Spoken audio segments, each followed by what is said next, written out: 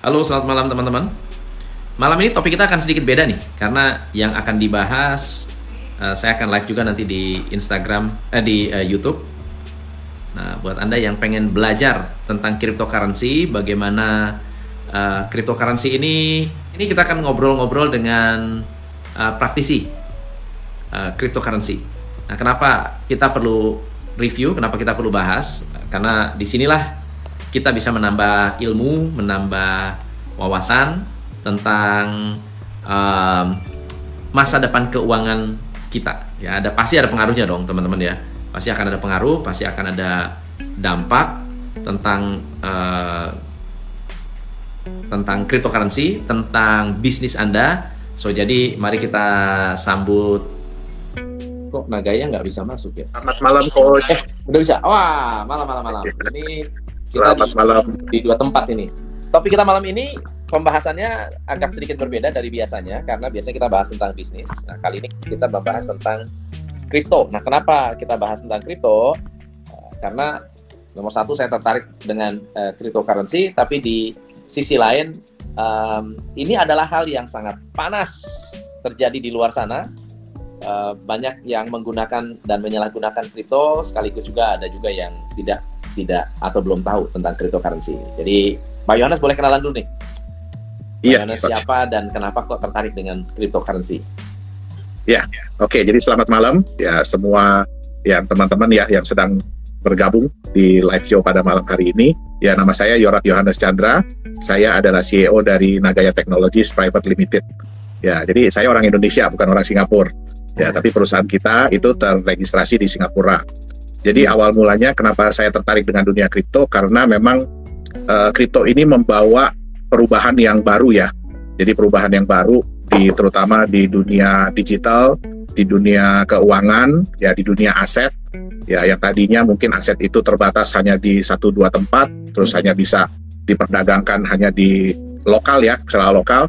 Tapi kripto aset ini terbukti bisa mendisrupt, jadi bisa merubah kebiasaan-kebiasaan yang ada itu, sehingga yang tadinya sifatnya lokal bisa menjadi global. Jadi benar-benar kripto aset ini bisa diperdagangkan, bisa diperjualbelikan, bukan cuma misalnya di satu negara, tapi benar-benar bisa diperdagangkan sampai ke negara-negara lain. Jadi udah lintas batas lah. Nah, terus kemudian yang kedua, ya memang kripto ini memang dirancang ya, kalau kita belajar Bitcoin di awal kan, dia dirancang untuk membuat revolusi di bidang mata uang, currency.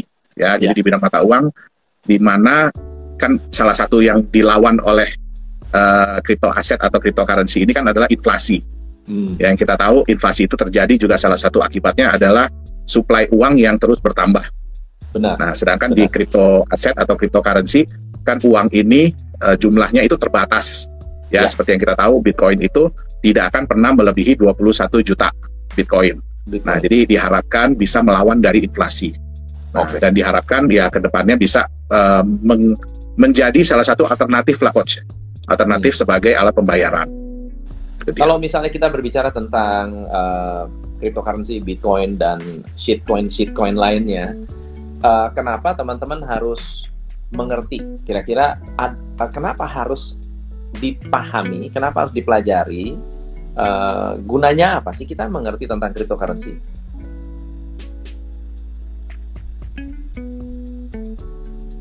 Sorry, Coach. Ini kenapa kita mesti ngerti ya? Buat apa teman-teman tuh mengerti tentang cryptocurrency? Ada manfaatnya nggak sih? Jadi gini, sebenarnya cryptocurrency atau crypto aset itu bisa menjadi salah satu alternatif aset ya, terutama aset masa depan. Ya, tapi ya kenapa kita perlu paham? Karena banyak sekali informasi-informasi yang beredar atau rumor-rumor yang berkembang ataupun edukasi-edukasi yang kurang tepat mengenai cryptocurrency atau crypto aset ini. Dan yang seperti kita tahu, cryptocurrency dan crypto aset ini bukan sesuatu yang sulit untuk dibuat. Ya, jadi kita nggak bisa. Jadi gini, salah satu kelemahan dari cryptocurrency atau crypto aset ya dibanding dengan fiat money adalah fiat money itu yang membuat itu suatu badan yang jelas, lembaga itu yang jelas. Ya, mereka itu siapa, terus mereka di backup oleh apa, semua itu jelas. Sedangkan di cryptocurrency atau crypto aset ini banyak sekali aset-aset atau kripto-kripto yang nggak jelas ini yang buatnya siapa. Terus kegunaannya untuk apa ya? Mungkin sekarang lagi banyak malahan yang istilahnya mereka dengan jelas menyatakan bahwa mereka itu adalah meme coin gitu loh ya. Jadi mereka bilang bahwa meme, mereka udah jelas-jelas menyatakan gitu loh. Menyatakan main-main lah ya. Betul. Nah, tapi karena kekurangtahuan dari market ya kan, karena market kan cuma melihat hype aja. Ya kan, hype, FOMO. Nah, terus kemudian ya mereka berharap bahwa mereka bisa ikut dalam kereta pada saat harganya lagi bagus gitu loh. Nah, tapi kalau kita melihat, mungkin coach bisa juga search di coinmarketcap.com bahwa banyak sekali aset-aset kripto ini, koin-koin kripto ini yang berakhir naas gitu loh. Jadi malah akhirnya nggak ada nilainya lagi ke depannya gitu loh. Jadi sangat penting buat kita ya, terutama kalau kita trader ya, kalau kita trader sih menyenangkan ya bermain di sebuah aset yang seperti ini, apalagi volatilitasnya kan tinggi banget. Ya kan. Nah, jadi sangat menyenangkan. Tapi ya saya yakin mungkin 90% ya, pendapat saya 90% dari orang-orang yang bermain di kripto ini mereka bukan trader gitu loh. Mereka pengen kan coach tahu ya belakangan ini di berita-berita ya kan, kripto aset memberikan keuntungan yang luar biasa segala macam ya kan. Nah, tapi ya berita itu pasti yang bagus gitu loh. Udah giliran yang jelek jarang diberitain. Nah, akhirnya orang-orang ini ikut aja gitu loh. Mereka cuma ikut karena mereka ngelihat hype-nya. Tapi mereka sendiri nggak tahu bagaimana cara memilih yang tepat gitu loh. Kalau kita bicara aset masa depan, ya kayak kita lah coach ya kan. Kita kalau mau beli rumah pasti kan mikir-mikir dulu, lihat-lihat dulu, ya kan, pelajari dulu. Nah, terus mau beli. Nah, kalau mobil sih ya sama juga ya, intinya. Kalau kita memang memandang kripto ini sebagai sebuah aset, ya udah kita pelajarilah dengan baik-baik apa itu aset yang akan kita beli. Oke. Nah, kalau di white paper Bitcoin itu kan mereka tujuannya untuk alat transaksi. Pernahkah Bitcoin menjadi alat transaksi? Oke. Jadi kalau sekarang sih coach ya, kalau menurut saya sih masih belum berhasil. Jadi belum sukses ya. Memang pada tahun 2017 itu sempat hits ya. Jadi banyak sekali outlet-outlet, terutama kalau kita lihat di Amerika, di Jepang ya, itu mereka banyak sekali yang menerima Bitcoin. Nah, tapi kembali lagi pada saat mungkin coach inget ya waktu Bitcoin jatuh banget, ya kan? Nah, itu banyak akhirnya yang nggak lagi terima gitu loh. Mereka nggak lagi terima. Nah, kalau Bitcoin sih masih lumayan ya coach. Berarti Bitcoin masih lumayan karena ya dia sudah mulai mendapatkan reputasi yang bagus, ya kan? Terus ya track recordnya udah ada. Nah, sekarang masih on and off lah. Jadi ibarat kata ya perorangan lah yang menerima gitu loh. Jadi perorangan atau kayak satu toko lah. Nah, itu tergantung dari mereka. Tapi kalau untuk jadi transaksi global sih kayaknya masih jauh ya. Masih belum. Jadi belum seperti yang diharapkan lah. Ya, kita bisa lihat ya coach ya. Kemarin kan harusnya sebuah kabar gembira. Bitcoin akhirnya dilegalkan ya menjadi alat pembayaran di El Salvador. Nah, itu ceritanya gimana? Itu sebetulnya El Salvador itu kan rame banget sekarang. Betul. Malah jadi blunder kalau menurut saya. Ya, jadi sebenarnya sih harusnya menjadi sebuah kabar gembira nih coach. Ini kan ditunggu-tunggu ya oleh komunitas kripto gitu ya. Masih dengar ceritanya nih, backgroundnya El Salvador tuh ceritanya gimana? Ya, jadi El Salvador itu saya lupa ya berapa bulan yang lalu mereka itu legislatifnya, jadi pemerintahnya mengumumkan bahwa mereka menyatakan Bitcoin sebagai salah satu alat pembayaran resmi. Jadi alat tukar resmi di negara tersebut. Bahkan mereka memberikan Bitcoin sejumlah berapa dolar gitu ya, senilai berapa dolar kepada masyarakatnya. Nah, dengan harapan masyarakatnya mau bertransaksi, menerima ataupun membayar menggunakan Bitcoin. Ya kan? Tapi yang terjadi malahan kebalikannya dari yang diharapkan. Jadi malah ada sampai ATM-nya dibakar. Terus toko-toko juga mereka tidak mau menerima gitu loh. Hanya kecil sekali kelompok yang mau menerima pembayaran menggunakan Bitcoin. Bahkan kayak outlet-outlet besar ya, contohnya kayak KFC, McDonald dan segala macam, mereka sih mau aja terima ya coach ya. Kenapa? Kan orang dikasih gratis tuh. Orang kan pada dikasih gratis. Nah, pasti ya mereka berharap orang-orang ini mau spend lah, mau belanja gitu loh. Tapi mereka bekerja sama dengan satu perusahaan yang kayak exchanger. Jadi begitu mereka terima itu langsung berubah menjadi fiat money. Jadi convert ya. Betul. Jadi bukan menjadi alat pembayaran, tapi cuma menjadi alat transfer nilai aja jadinya. Iya, gitu dia. Cuma numpang lewat. Numpang lewat, betul. Ya, kalau kayak gitu, apa bedanya dengan itu hanya karena masalah bankable dan tidak bankable. Ada orang punya rekening dan nggak punya rekening aja, pinjam rekening. Betul. Jadi ya Oke. memang banyak. Jadi gini, banyak hal yang membuat Ini pertanyaan bagus dari Ba- Pak Laurentius Dion. Mengenai kripto Ya. haram gimana ini Pak Yohanes? nanti mungkin kita bahas kali ya tugas ya. Nanti kita bahas. Nanti mungkin kita bahas lah. Pertanyaannya bagus, itu benar. Iya, betul. Itu lagi trending juga ini di Itu lagi trending. Dan di ngomong-ngomong, Pak komunitas. Yohanes akan bertemu dengan beliau dan mau ngobrol. Iya, sebenarnya saya pengen sih. Nanti saya pengen ngobrol gitu. Sebenarnya gini, kita tidak bisa menyalahkan ya pendapat beliau yang menyatakan bahwa cryptocurrency itu haram. Ya, kenapa? Karena beliau melihat secara global, Coach. Iya. Jadi beliau melihat itu secara global. Maksud saya secara global begini. Memang ada pendapat bahwa kripto ini kan nggak ada bedanya dengan komoditas ya. Iya. Nah, terus nggak ada bedanya dengan forex, nggak ada bedanya dengan apa. Jadi naik turun harga itu wajar, betul. Betul. Tapi sebenarnya yang beliau lihat itu adalah secara globalnya. Jadi bukan Globalnya. cuma kripto yang sudah masuk di exchanger ya, bukan cuma kripto yang sudah diperdagangkan, tapi karena gini, cryptocurrency ini sekarang ini ya terlalu mudah untuk dibuat. Ya. Terlalu mudah untuk dibuat ya. Sekarang banyak platform-platform chain-chain yang menawarkan Anda bisa membuat crypto aset di platform mereka. Bahkan ada yang nggak perlu tahu bahasa programming aja, jadi istilahnya Udah bisa ya. betul, generator namanya, itu udah bisa bikin sendiri gitu loh. Nah, sehingga apa? Ya mungkin beliau ini melihat kok ini jadi sesuatu yang sesuatu yang nggak punya dasar. Kadang-kadang juga Dan saya nggak jadi- tahu ini siapa. Jadi membuka peluang untuk penipuan sebenarnya. Betul. Nah, Ya. itu sebenarnya jadi kita harus pahami juga apa yang beliau sampaikan gitu loh. Jadi kita nggak bisa nyalain juga karena ya beliau melihat bahwa kripto ini kok nggak ada aturannya gitu loh. Kok nggak ada semua orang bisa bikin, Benar. terus benar. nggak jelas, bahkan Dan- udah jelas-jelas menyatakan mereka itu meme gitu loh.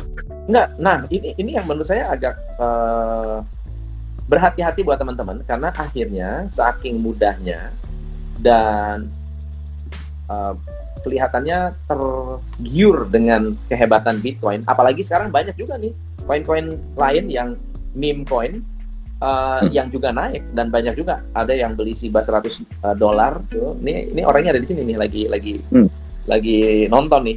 Beli Shiba $100 jadi 300 juta. Ya. Nah, tapi kan itu apa ya? Mereka beli 10 20 koin cepet gitu kan. Ada satu yang melejit, yang lain jadi abu. Tapi itu kan jadi alat spekulasi. Betul. Jadi itu salah satu hal yang menyedihkan juga, Coach. Karena Iya. gini, sebenarnya kan tujuan utama Mr. Satoshi Nakamoto itu membuat Bitcoin adalah ingin menjadikan ini sebagai mata uang sebenarnya. Mata uang, ya. Dari kita, oleh kita, untuk kita. Ya. Nah, tapi berjalannya waktu, akhirnya kripto aset ini lebih dilihat orang sebagai alat spekulasi. Benar. Nah, tadi yang Coach bilang tuh mungkin yang beli $100 jadi 300 juta, ya itu saya yakin apa? Pasti. Dia melihat peluang, dia berani, dan dia beli di awal. Iya. Dan pasti dia nunggu, Coach, sampai sekarang, Coach. Yes. Nah, Nah, tadi ini ada mungkin pertanyaan yang bagus juga. Apakah robot kripto yang walletnya di Binance lebih safe daripada robot forex? Barusan Waduh. gua ngomongin juga nih. Barusan kita ngobrolin juga nih offline. Gimana nih otak kita nih? Hah? kalau itu jujur saya belum terlalu mendalami, Coach. Kalau soal tentang robot ya, saya sendiri kurang terlalu mendalami lah. Jadi mungkin saya bukan orang yang tepat untuk menjawab pertanyaan itu Oke. gitu loh. Iya. Ini ada pertanyaan di luar ini tentang Nagaya. Apakah bisa dijawab, Pak Yohanes? Apakah cost yang dikeluarkan perusahaan owner Nagaya untuk membayar benefit ke pemegang Nagaya lebih kecil menguntungkan jika dibandingkan pendanaan dari lembaga keuangan seperti kredit? Oke. Waduh, kok jadi tanyanya Nagaya Ini nih? ngomongin Nagaya nih. Kayaknya mesti offline. Aduh. Offline. Iya. Offline. Ya kan? Iya. Tapi kalau kira-kira dijawab itu gimana tuh? Oke, jadi gini, untuk data, karena gini ya, untuk data, jadi buat yang bertanya silahkan Anda bisa lihat semua kita buka di back office kita ya, di Nagaya, semuanya bisa dilihat, laporan-laporan rugi laba kita juga. Jadi silahkan buat teman-teman dari Nagaya ya, silahkan bisa dipantau di situ kok. Urusan bahasa gini, lebih besar atau lebih kecil, semua itu bergantung dari Relatif, kita ya. kita punya performance ya. Nah, tentu saja sih kita selalu berharap ya lancar, bagus pasti ya, karena ya saya juga berharap seperti itulah untuk proyek-proyek kita. Urusan lebih kecil atau lebih besar ya mungkin silahkan dilihat sendiri dan dibandingkan sendirilah gitu dia. Aduh. Nih, ini bagus ya. Ini ada pemikiran nih. Kalau kripto itu bisa atau tidak bisa dijadikan alat tukar global, ya, atau let's say kalau bisa cryptocurrency dipakai sebagai alat tukar di Indonesia lah ya, kira-kira gimana caranya supaya bisa nyaman? Oke, jadi gini Coach, kita harus pahami dulu sebenarnya alasan kenapa orang-orang itu tidak berani untuk menerima cryptocurrency. Kenapa tidak berani? Karena kenapa? Kan kita harus pelajari dulu ya, kenapa sih orang berat ya, maksudnya nggak mau untuk terima cryptocurrency. Yang pertama, yang pasti adalah karena fluktuasi harga. Ya, kita bisa lihat yang tadi Coach baru sebut ya, itu kemarin dalam waktu 2 jam drop sampai 33%. Exactly. Ya, walaupun naik lagi, itu juga walaupun sama Dogecoin betul, juga sama. Betul, walaupun naik lagi. Nah, terus kita bisa lihat kayak Bitcoin juga fluktuasinya tergolong masih besar gitu. Kenapa? Karena sehari aja bisa turun 10-20% kadang-kadang. Nah, kita harus paham gini, orang-orang ini yang menerima kripto aset ini, mereka adalah pedagang.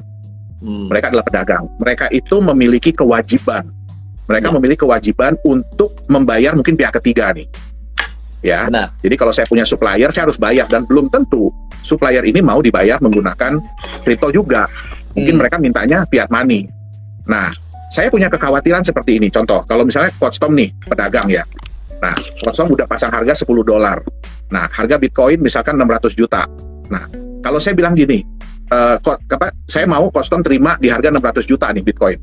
Tapi Coach Tom tentu khawatir dong. Khawatirnya gimana? Waduh, ini resiko ada di saya nih kalau saya terima 600 juta. Nah, Coach Tom bilang, ya udah, saya mau terima Bitcoin kamu, tapi saya hargain 500 juta satu Bitcoin. Ya pasti saya juga nggak mau dong. Rugi kan saya gitu loh. Benar. Nah, jadi fluktuasi harga ini yang benar-benar menjadi beban. Bukan likuiditasnya. Kalau kita bicara Bitcoin, likuiditasnya udah sangat bagus. Gitu loh. Tapi fluktuasi harga ini yang masih membuat orang-orang belum yakin mau terima. Apalagi kalau mereka punya kewajiban ke pihak ketiga. Betul. Gitu loh. Jadi sebetulnya ya Bitcoin is like another US dollars atau euro. Selama kita masih pakai rupiah, kita nggak akan bisa meyakinkan bahwa harga tidak akan terjadi fluktuasi. Kayak dulu tiba-tiba dolar 2.500 jadi 16.000, siapa yang nyangka? Betul nggak? Dan itu merugikan banyak perusahaan, banyak orang. Betul. Pertanyaan kita kan sekarang, ngapain kita bahas? Kalau misalnya memang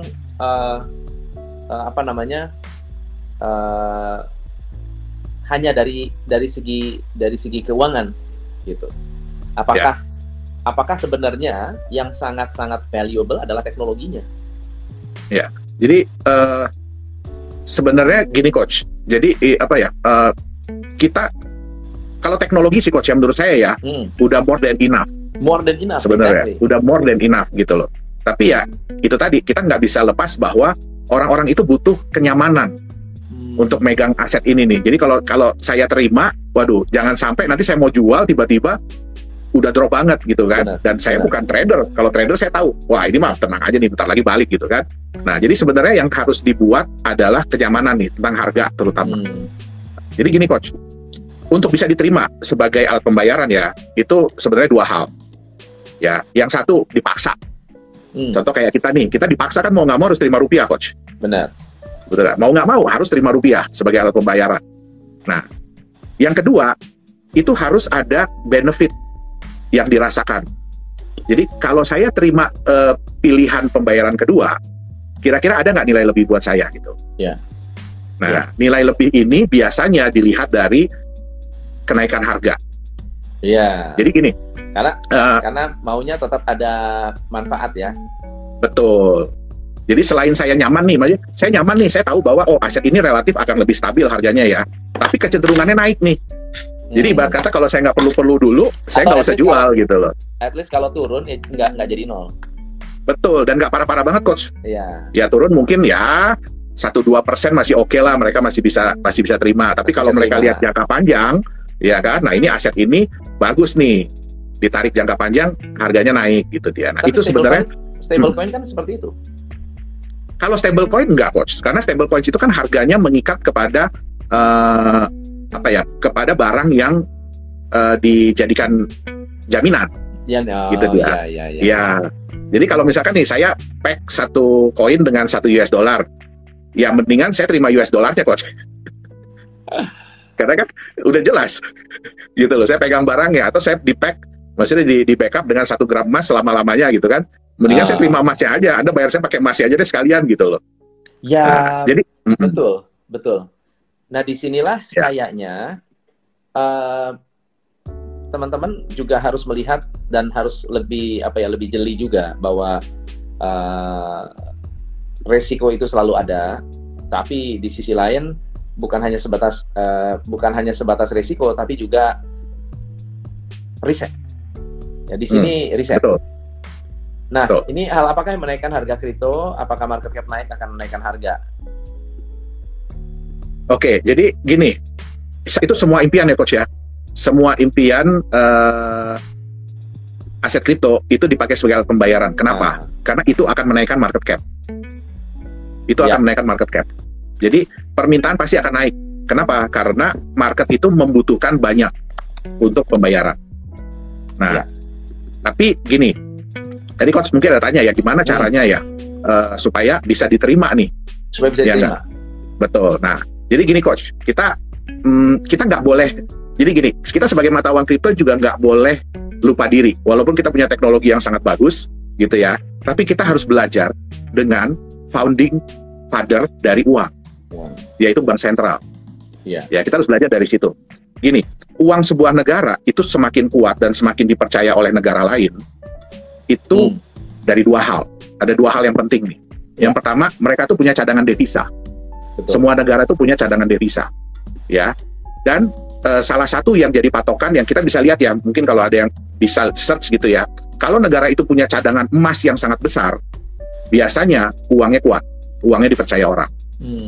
Itu dia. Jadi walaupun dibilang sekarang udah nggak ada lagi hubungan antara uang dengan emas, terus kenapa Cina dan Amerika dan negara-negara lain sibuk beli-beli emas gitu loh, nyimpenin emas buat apa? Gitu loh. Nah, itu yang pertama. Jadi kalau cadangan devisa mereka bagus, mereka kuat. Yang kedua, itu ada yang namanya neraca perdagangan. Itu yang dilihat banget juga. Jadi kalau neraca perdagangan positif, artinya negara itu dapat uang lebih banyak daripada spending money, daripada ngeluarin uang. Betul. Nah, artinya apa? Mereka menambah cadangan devisa mereka. Artinya cadangan devisa mereka itu semakin kuat. Gitu dia. Nah, jadi gini, kita harus lihat juga ya. Kita itu mau menunjukkan diri dulu. Jadi mata uang kripto itu mau menunjukkan diri dulu, ya kan, bahwa dia itu pantas untuk dijadikan mata uang. Baru biarkan nanti market yang menilai dan market yang berjalan. Atau ini kebanyakan dari mata uang kripto sekarang mereka yang membuat marketnya, coach. Jadi mereka membuat utilitasnya. Gimana caranya? Karena ini menarik sekali buat teman-teman yang melakukan investasi, karena mereka ciptakan market dan akhirnya membuat kayak Dogecoin yang nggak sangka-sangka ya. Nah, jadi kalau Dogecoin sebenarnya mereka tidak menciptakan market dulu, coach. Ya, awalnya sejalan dengan waktu. Main-main kan. Betul, sejalan dengan waktu, ya kan. Akhirnya orang mulai menerima seperti Bitcoin sebenarnya. Jadi Bitcoin itu tidak menciptakan utilitas dia dulu, tidak. Gitu dia menciptakan performance dulu. Dia menciptakan kepercayaan orang dulu sehingga akhirnya dipakai utilitas. Nah, kalau kita bicara Bitcoin, Ethereum, Litecoin, Doge, itu sebenarnya ya mereka tergolong yang sukses ya. Tapi kan sekarang banyak sekali yang ingin mengikuti langkah nih. Benar. Dan banyak yang fail. Nah, apa yang mereka lakukan? Biasanya mereka itu membuat dulu utilitasnya. Jadi mereka bikin dulu utilitasnya, contohnya exchanger nih. Mereka bikin dulu utilitasnya, ya kan? Nanti baru mereka keluarin koinnya. Utilitas itu kegunaan ya, teman-teman ya. Kegunaan tempatnya dulu nih, platformnya dulu nih, di mana nanti orang bisa pakai. Nah, akhirnya mereka bikin tokennya, nah itu nanti dipakai biasanya di platform mereka.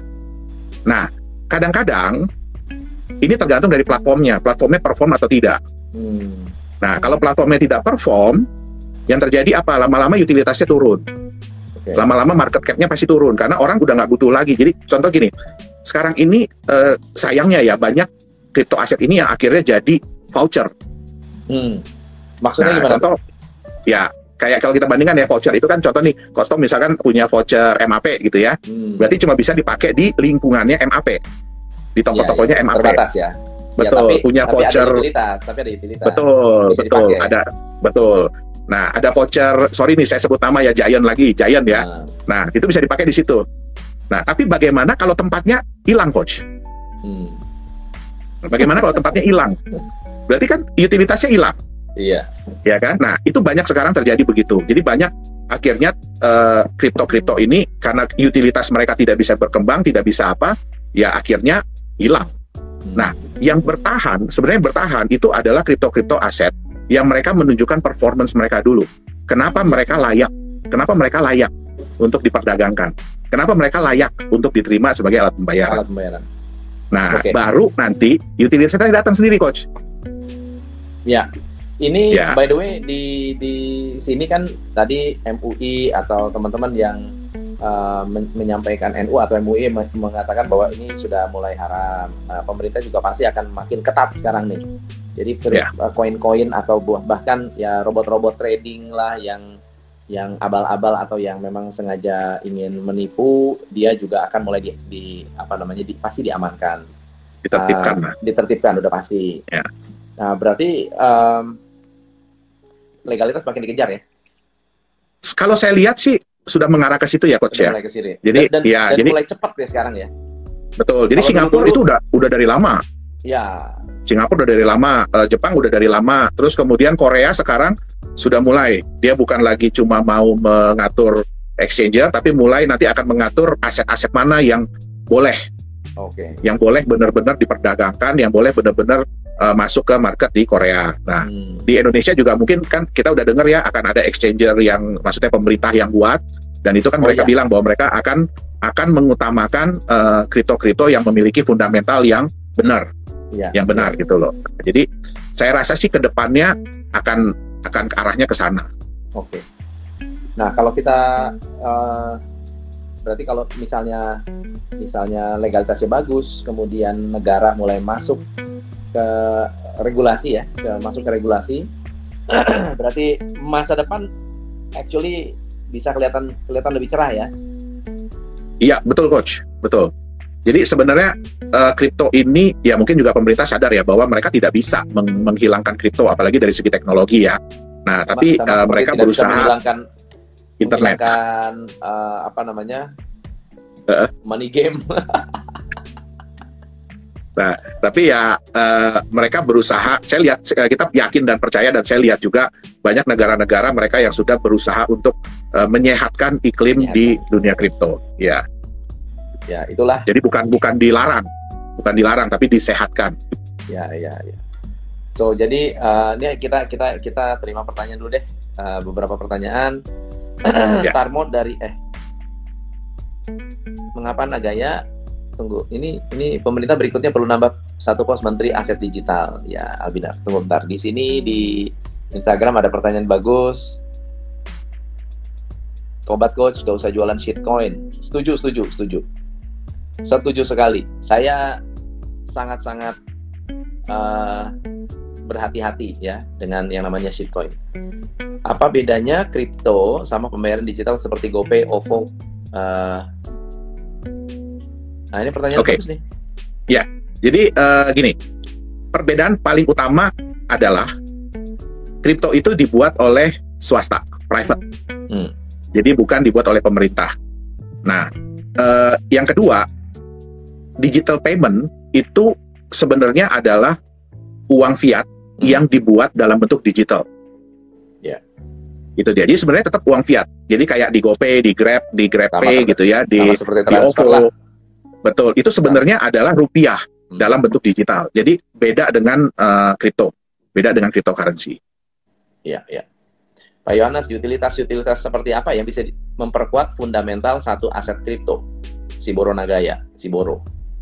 Oke, jadi gini, sebenarnya utilitas itu seharusnya datang dari pihak luar. Harusnya. Jadi untuk menunjukkan bahwa itu memang sehat, utilitas itu harus datang dari pihak luar. Jadi nggak bisa kita yang membuat tempatnya. Itu kayak saya bilang tadi Coach, akhirnya jadi voucher. Ya. Nah, kalau perusahaan itu bisa mengembangkan utilitasnya, ya barulah, ya kan, itu bisa kepake di banyak tempat. Tapi kebanyakan, nah utilitas ini kurang mensupport. Kenapa? Karena dibuat sendiri.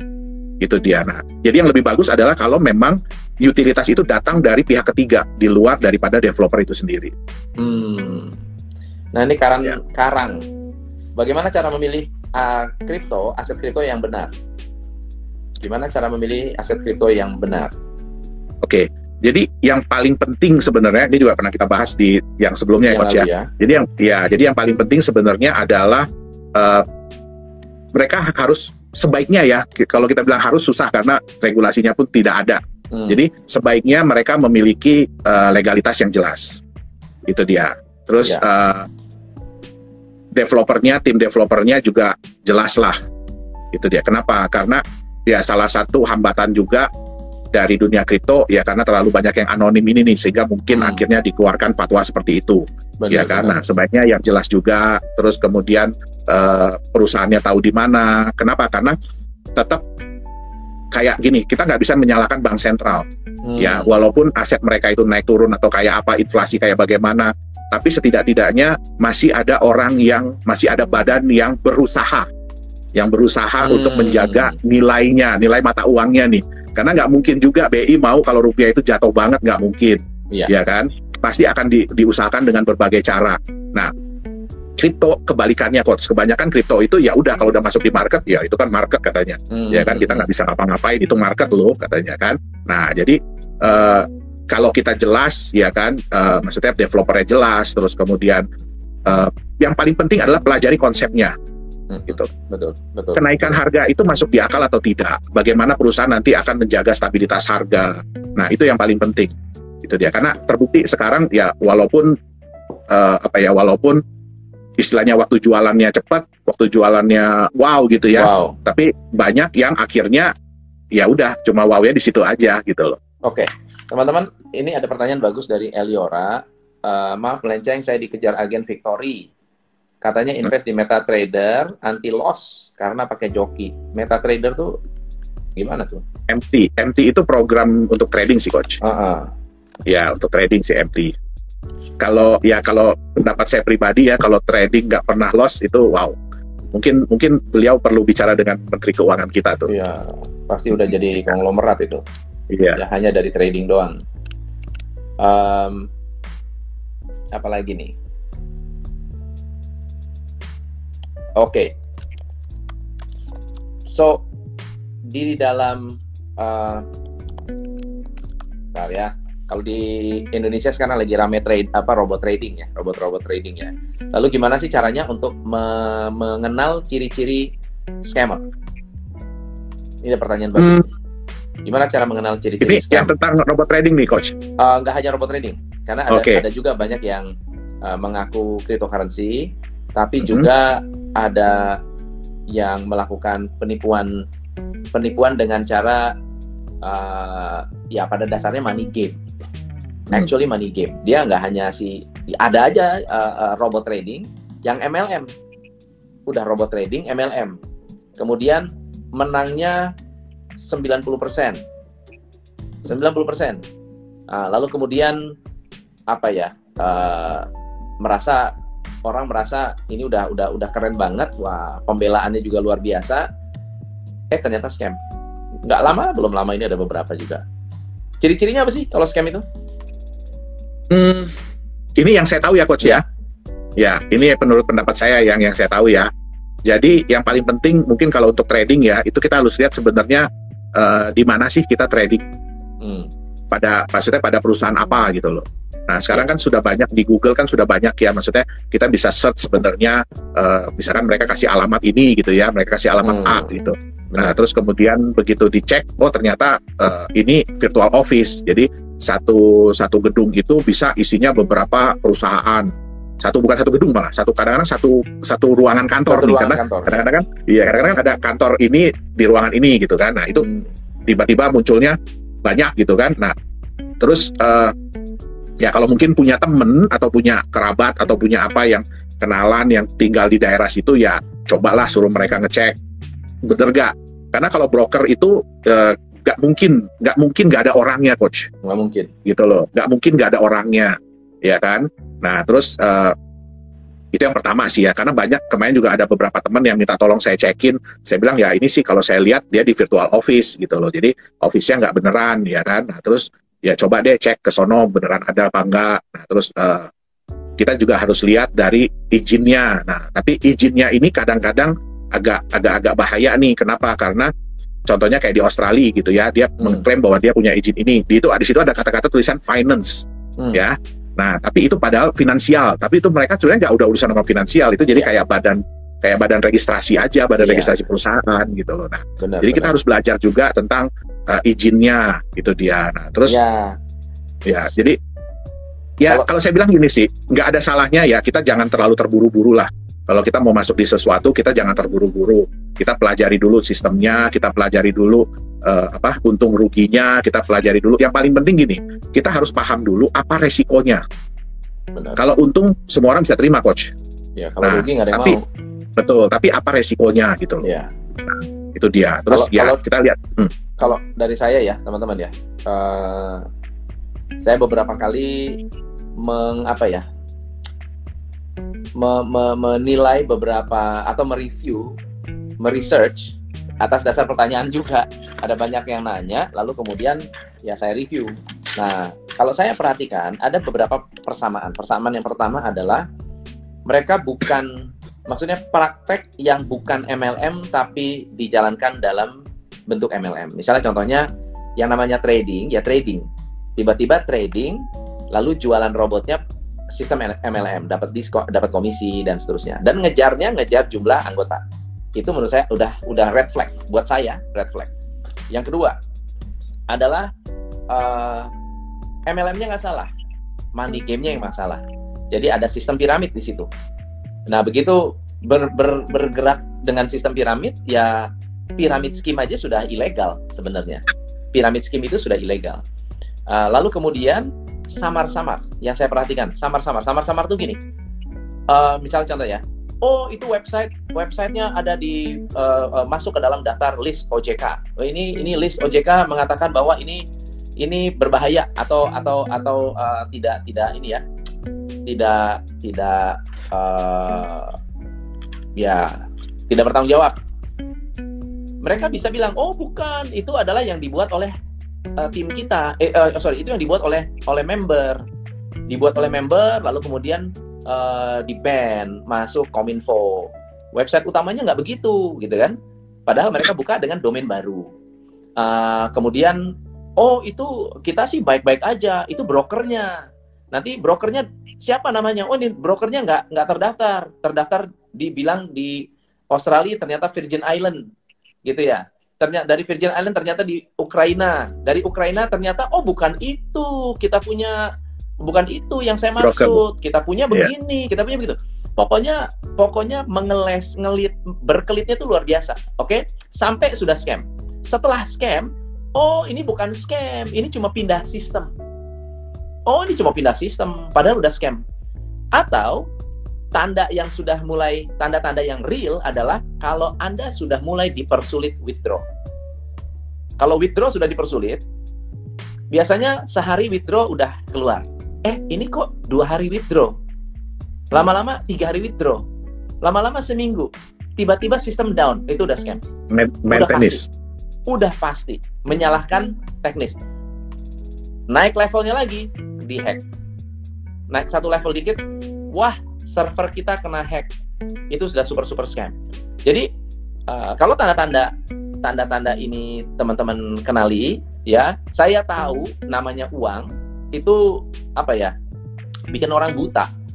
Apalagi kalau sudah fanatik dan takut banget itu scam.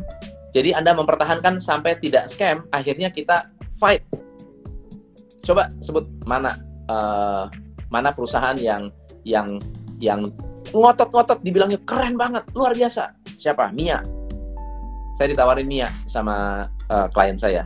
Saya bilang, ini sih menarik. Ini dia kasih tunjuk tuh. Ini untung, jarang rugi. Untung. Saya bilang, coba cek. Aturannya gimana? Aturannya gini. 2 hari kemudian saya bilang, Bu, feeling saya scam. Feeling saya ini bukan beneran. Ya namanya juga ini saya udah balik modal kok, gitu kan. Saya udah balik modal. Ya udah oke lah, kalau balik modal udah cukup, udah. Tapi gak usah tawar-tawarin ke orang lain lagi, Bu. Hati-hati. Ini nggak lama scam. Feeling saya scam. Pokoknya under 1 tahun masih oke. Under 1 tahun masih oke. Lewat 1 tahun mendingan nggak usah. Lewat 1 tahun udah deh. Udah susah. Hidupnya udah susah. Kemudian financial.org. financial.org yang dibilang wah ini begini ini begitu wah dan sangat-sangat bombastis ya, heboh di mana-mana, heboh ini itu heboh. Yang saya bilang ini saya ditawarin sama salah satu dulu klien saya bilang oh ini coach gini. Dia bilang ini interesting tapi gue nggak punya feeling, nggak bakal sampai setahun udah masalah nih. Enggak, ini gue udah untung sekian ribu orang udah ngumpulin. Sunton Capital gitu. Jadi buat teman-teman saya nggak mau lagi mereview Gainmax. Wah lagi heboh-hebohnya. Mati-matian. Wah saya sebelum scam saya udah kasih tahu ini scamnya, ini tanda-tandanya. Wah itu diserang habis-habisan. Ya. Nah jadi teman-teman kalau Anda investasi di tempat yang sebetulnya sudah red flag, sudah ada benderanya, ya sudah harus berhati-hati. Ya kalau hilang ya siap hilang. Jangan habis-habisan, jangan serakah. Pakai uangnya jangan uang yang panas. Ya ada lagi nih. Jangan uang buat makan lah. Royal Q, wah sedap, ngeri sedap, ya. Intinya teman-teman kalau berbicara soal jangan samakan kripto dengan MLM, jangan campur aduk antara, ini kan mulai campur aduk nih, kripto Binance lah, di ini lah itu udah mulai nyampur aduk begitu, itu udah aneh-aneh ya. Kripto lah ya, kripto invest. Makanya kalau Anda beli asuransi ya beli asuransi. Untuk apa, tujuannya apa? Ya nabung. Mau investasi ya investasi, mau bisnis ya bisnis. Jangan pengen bisnis pakai asuransi, atau asuransi mau nabung asuransi. Ya asuransi tempatnya bukan nabung. Akhirnya apa? Saat kita cairin uangnya hilang separuh. Karena asuransi proteksi bukan untuk nabung. Nabung gitu. Nah, jadi teman-teman kalau memang nggak scam, taruh aja semua uang. Betul, kalau nggak scam, taruh aja semua uang di situ. Kalau memang kita confident dan yakin, kok ngajak-ngajak orang gitu kan. Nah, contoh robot. Kalau memang itu robot benar-benar luar biasa, jangan kasih tahu siapa-siapa. Ambil semua aset kita, jual rumah kita, ya, masukin ke situ semua. Kenapa ngajak-ngajak orang? Gitu. Kecuali kalau ngajak-ngajak orangnya pakai MLM, ada money game. Nah, kalau Anda memang niat, ya hati-hati aja, uang kita bisa hilang, tapi yang pasti yang upline udah kaya, udah beli Ferrari, udah duitnya dilariin kemana nggak tahu, ya di penjara pun uang nggak bakal balik, udah gitu aja. So, nggak kerasa ini udah sejam kita. Iya. Udah nggak kerasa udah sejam. By the way teman-teman, buat Anda yang hari ini hadir, saya ada kenapa robotnya dijual? Iya benar. Saya ada webinar ya teman-teman, pengumuman tanggal 1 buat Anda yang mau belajar tentang bagaimana cara membuat strategic priorities. Ini pengumuman, setiap malam saya sampaikan ini. Kalau mau daftar silakan ke bit.ly/webinar. Acaranya tanggal 1 November malam. Ya, 1 November malam buat Anda yang mau belajar cara bikin business plan.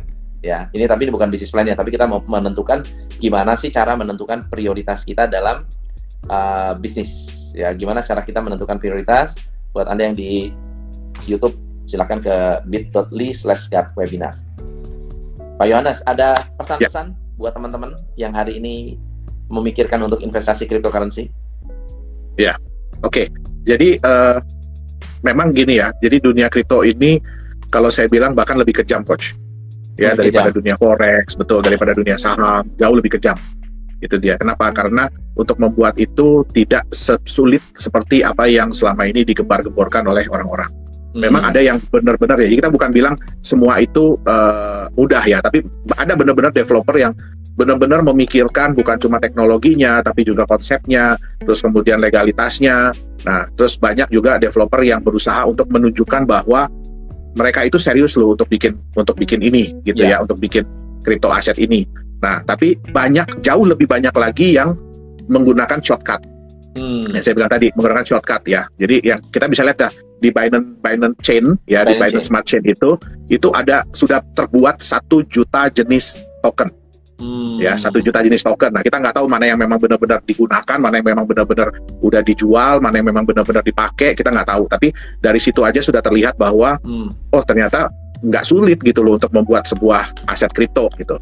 Nah, tapi tolong kalau Anda ingin berinvestasi ya kayak gini Coach, kita harus kenali dulu diri kita nih. Yeah. Tadi kita ada ngomong waktu offline ya, saya ada nonton film, baru aja nonton film. Jadi ada pendapatnya gini. Betul. Kalau Anda seorang investor, Anda akan pegang aset untuk jangka yang panjang. Iya. Itu dia.